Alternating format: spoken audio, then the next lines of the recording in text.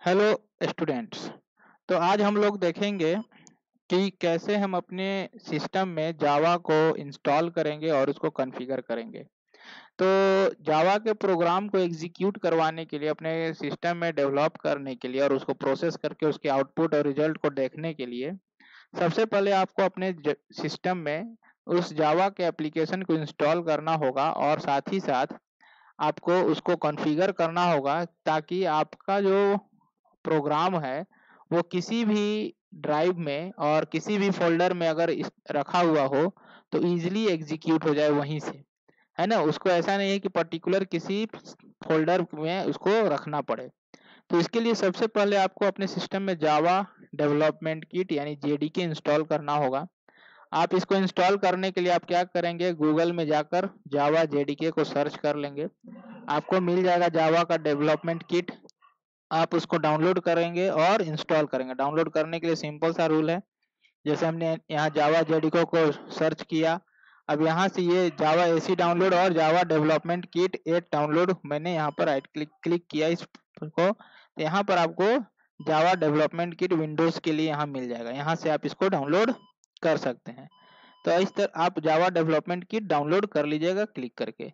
मेरे में already downloaded है, मैं दिखाता हूँ। यहाँ पर मैंने बहुत सारा जावा डेवलपमेंट किट डाउनलोड किया हुआ अलग अलग वर्जन का।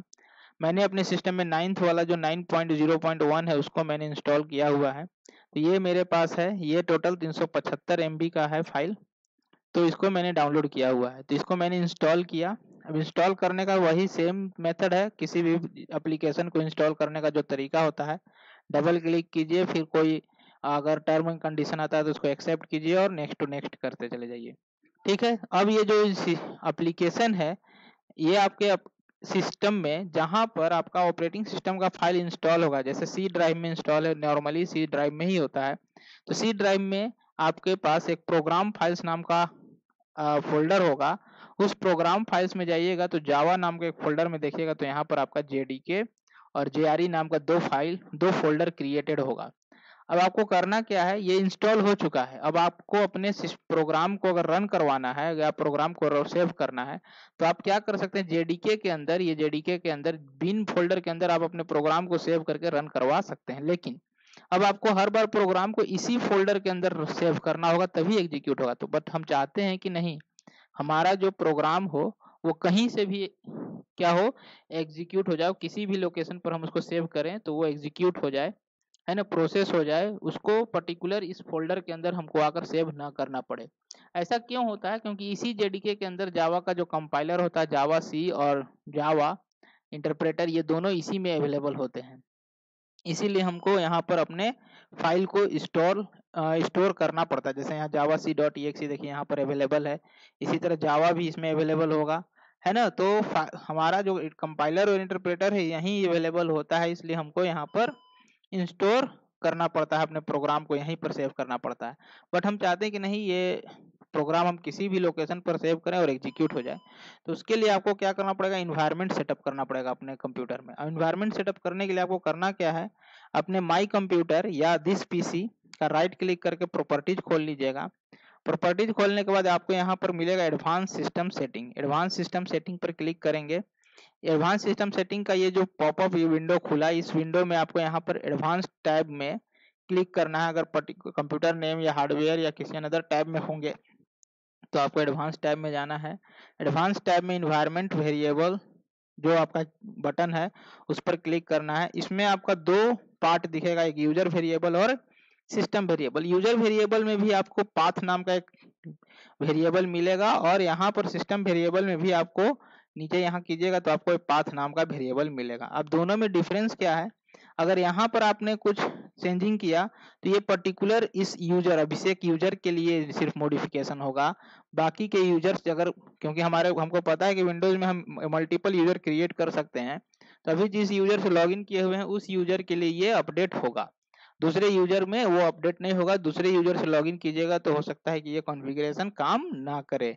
लेकिन अगर सिस्टम वेरिएबल में आप चेंज करते हैं तो ये सभी यूजर्स के लिए अप्लाई हो जाएगा। तो आपको करना क्या है, सिस्टम वेरिएबल्स के ही पाथ वाले वेरिएबल में आपको क्या करना है, मॉडिफिकेशन या एडिट करना है। तो आप क्या करेंगे, इस पाथ वेरिएबल को सिलेक्ट करेंगे, सिलेक्ट करने के बाद एडिट पर क्लिक करेंगे। एडिट क्लिक करने पर एक अनदर पॉपअप विंडो खुला जिसमें वेरिएबल नेम और वेरिएबल वैल्यू, कहीं आपको कोई मॉडिफिकेशन नहीं करना है वेरिएबल नेम में। वेरिएबल वैल्यू में जाएंगे, इसमें ये किसी चीज को रिमूव नहीं करना है, कोई भी यहाँ से डेटा डिलीट नहीं करेंगे। सिंपली इसमें क्लिक करके एक सिंगल क्लिक और इसके एंड में चले जाएंगे, एकदम अंत में चले जाइएगा। अंत में जाने के बाद आपको यहाँ सेमीकोलन लगाना है। सेमीकोलन लगाने के बाद आपको करना क्या है, आप जहाँ अभी प्रोग्राम फाइल्स में आपका जावा नाम का फोल्डर जो बना था उसमें जेडीके और जेआरई इन दोनों फोल्डर को एक एक करके क्लिक ओपन करेंगे। जेडीके ओपन किए, सबसे पहले जेडीके का बिन फोल्डर ओपन किए।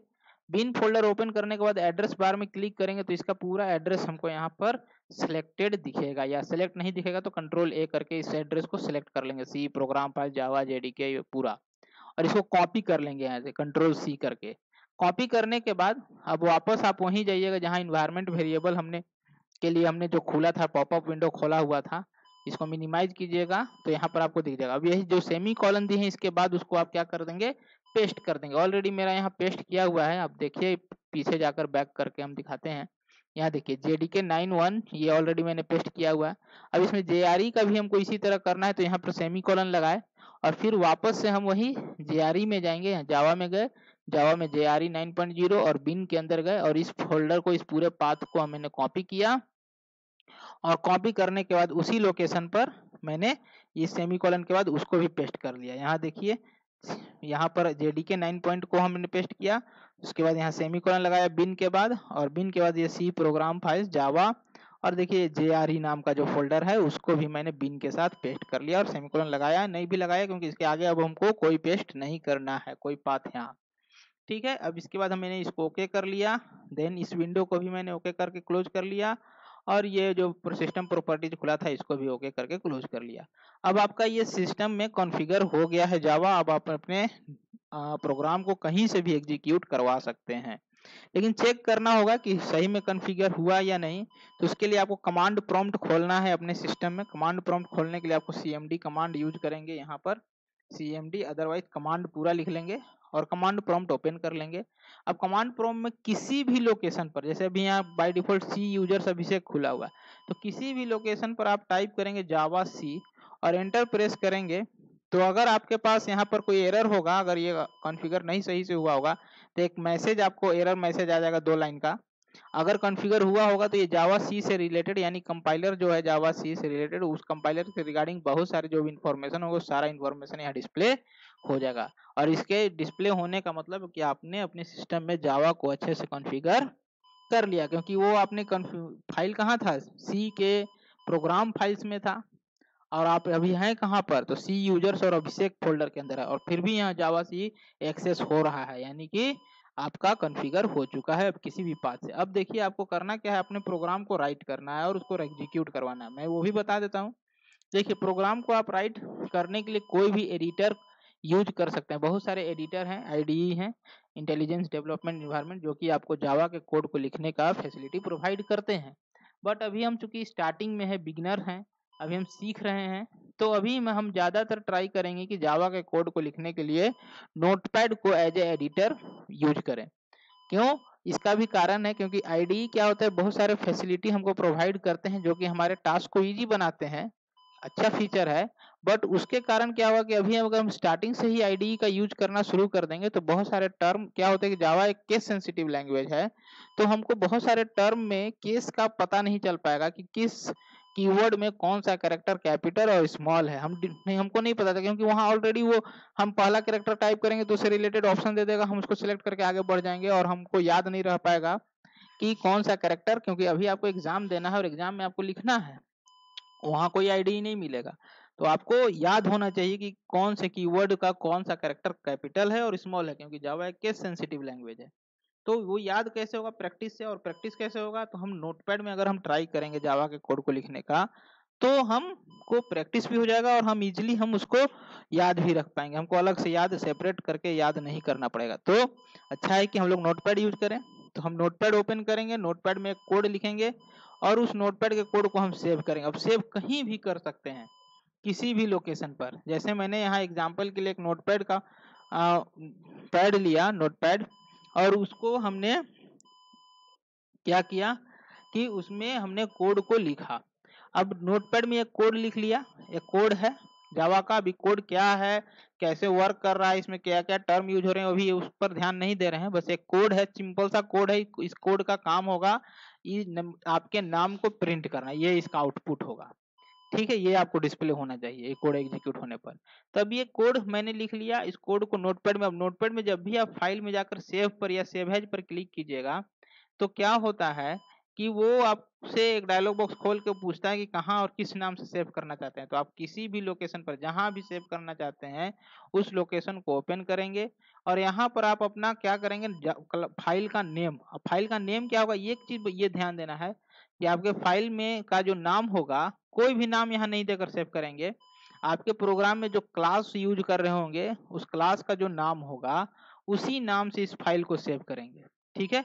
और अब हो सकता है कि आपके प्रोग्राम में 2-3 क्लास हो, तो 2-3 क्लास में जिस क्लास के अंदर मेन फंक्शन होगा, जैसे इस क्लास नेम के अंदर, क्योंकि इसमें एक ही क्लास है और इसी में मेन है, तो इसी क्लास के नाम से इसको मैंने सेव किया।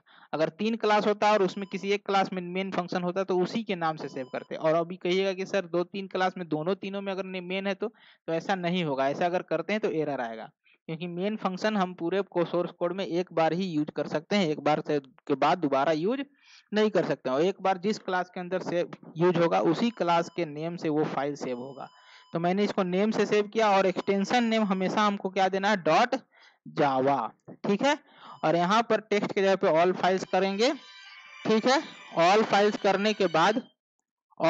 करने के बाद हम इसको सेव कर देंगे, तो ये हमारा उस फाइल उस लोकेशन पर सेव हो जाएगा। तो मेरा ऑलरेडी ये सेव है। ठीक है। यहाँ पर देखिएगा ये हमारा सेव है नेम डॉट जावा। अब हम इसको एग्जीक्यूट करवाएंगे तो कमांड प्रॉम्प्ट खोलेंगे। कमांड प्रॉम्प्ट खोलने के बाद आपको करना कहाँ है, तो ये जो आपका फाइल है ये सेव कहाँ हुआ है, तो यहाँ देखिए एड्रेस में, तो एफ के डेस्कटॉप फोल्डर में सेव हुआ है। तो आपको वहां जाना होगा। तो हम क्या करेंगे, एफ कॉलन, देखिए ड्राइव में, एफ ड्राइव में आ गए। अब इसमें हमको डायरेक्टरी चेंज करना, तो सी डी स्पेस डेस्कटॉप, यही था फाइल फोल्डर ना, ये हमने लिखा और इंटर प्रेस। तो ये देखिए एफ के डेस्कटॉप फोल्डर के अंदर आ गए। अब हम यहाँ पर इसको रन कराने के लिए क्या लिखेंगे, JAVAC। पहले हम कंपाइल करते हैं जावा सी, फाइल का नाम था NAME नेम डॉट जावा। ठीक है, ये जावा, और इसको इंटर करेंगे। अगर ये प्रोग्राम में एरर नहीं होगा तो ये सक्सेसफुली एग्जीक्यूट करके इसका एक क्लास फाइल बना देगा। पहले से ही आपको दिख रहा होगा क्लास फाइल, क्योंकि मैंने इसको एग्जीक्यूट करके रखा हुआ था पहले से। तो अगर ये सक्सेसफुली एग्जीक्यूट हो जाएगा, मतलब ये कंपाइल हो जाएगा, तो इसका एक क्लास फाइल बना देगा जावा सी जो कंपाइलर है वो हमारे सोर्स कोड का एक क्लास फाइल यानी बाइट कोड फाइल बनाता है, जिसको क्लास फाइल बोलते हैं। तो इसका एक्सटेंशन हो जाएगा डॉट क्लास। अब आपको करना क्या है, अगर एरर होगा तो एरर यहाँ डिस्प्ले कर देगा, फिर ये क्लास फाइल नहीं बनेगा। अब बन गया, यानी कि कोई एरर नहीं आया, तो यानी कि आपका सक्सेसफुली एग्जीक्यूट हो गया और कंपाइल हो गया। अब आप इसको रन करवाने के लिए लिखेंगे यहाँ पर जावा, और फिर आप अपने फाइल का नेम, है ना, यहाँ पर डॉट जावा नहीं लिखेंगे, डॉट क्लास लिख सकते हैं, क्योंकि अब आप इसको, ये कंपाइल होकर क्लास बना। अब इसको आप एग्जीक्यूट टेबल कोड में कन्वर्ट करेंगे जावा नाम के कीवर्ड से, जावा का इंटरप्रेटर का यूज करके। और इंटर प्रेस करते ही अगर ये कोड सही है तो इसको का रिजल्ट जो माय नेम इज अभिषेक है, देखिए यहाँ पर इसको अगर हमें ओपन करें तो यहाँ लिखा हुआ माय नेम इज अभिषेक। तो यही सेम चीज आपको वहां आउटपुट में दिख रहा होगा, देखिए माय नेम इज अभिषेक। अब यहाँ ई नहीं है तो यहाँ भी ई नहीं डिस्प्ले हो रहा। तो ये सारा चीज है। तो इस तरह से हम अपने कोड को लिखेंगे और एग्जीक्यूट करवाएंगे। आप अपने नोटपैड में लिखेंगे, सेव करेंगे और एग्जीक्यूट करवाएंगे। तो नेक्स्ट क्लास से हम लोग इसी टर्म को हम लोग कंटिन्यू करेंगे। तो इससे पहले कि नेक्स्ट क्लास आप सुने या देखें, आप क्या कीजिए, अपने सिस्टम को जावा के इनेबल्ड कर लीजिए, यानी कि जावा को अपने सिस्टम में इंस्टॉल करके कॉन्फ़िगर कर लीजिए।